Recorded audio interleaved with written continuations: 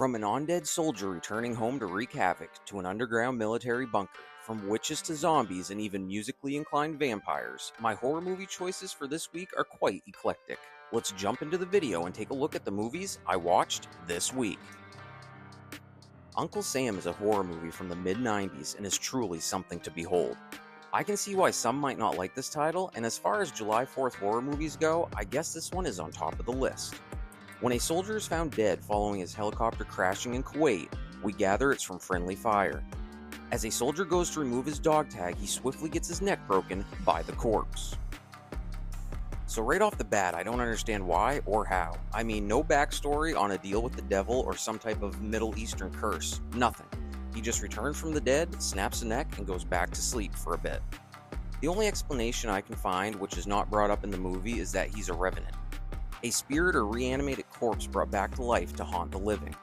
I guess this explanation works because that is what he does once his body makes it back to his hometown, which happens to be getting ready for its annual Independence Day celebration.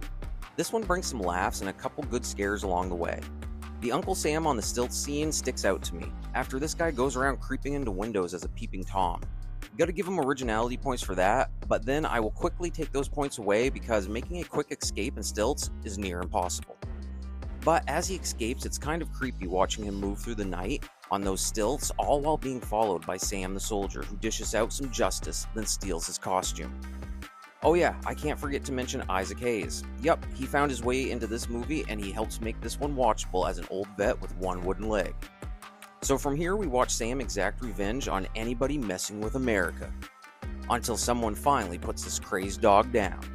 Hey, this is a fun watch. Grab some popcorn, fire up Tubi, and if you feel so inclined, go check this one out for yourself. The Facility is a British sci-fi horror movie from 2019. I went into this one not expecting too much and I was pleasantly surprised. Apparently this is the sequel to a film called Rising, which I have not watched yet. That one is also on Tubi and maybe I'll check it out in the future. So basically in 1955, during the Cold War arms race, this secret bunker was used for experiments dealing with the occult. The facility starts out with some urban explorers finding their way into the bunker. Soon after, a team of private military soldiers also find their way into the bunker. Hired by the British government to locate something within the bunker, their instructions are kept vague and the only thing they have to help them is a small black book written in Latin.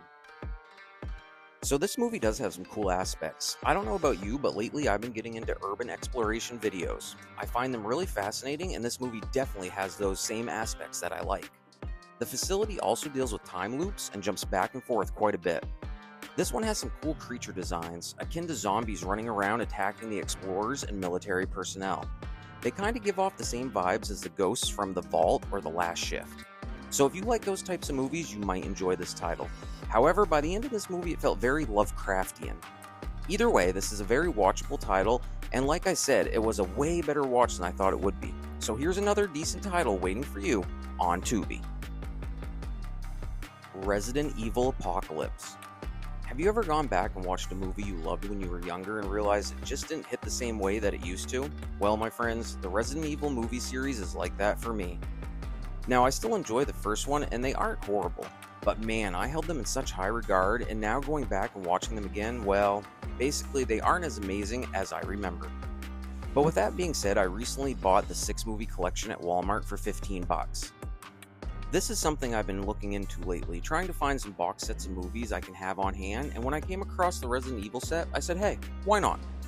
So this week I watched the second movie in the series, Apocalypse. This is the lowest rated of all Resident Evil movies, but still raked in almost $130 million at the box office. Apocalypse focuses on Alice battling Nemesis, as she and the STARS team try to locate and evacuate Dr. Charles Ashford's daughter, Angela. It goes without saying that this one has a lot of action and some cool zombie designs, which is a staple of this franchise, and of course, Nemesis is a badass. But besides that, not too much going on with this one. Beezel. This one has been on my radar, and this is the week I finally hit the play button. And you know what? This one is low-key awesome.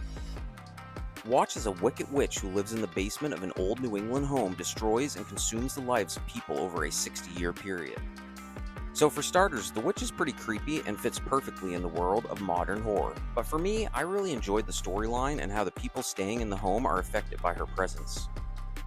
From the creepy father at the beginning of the story to the filmmaker getting lured to the house.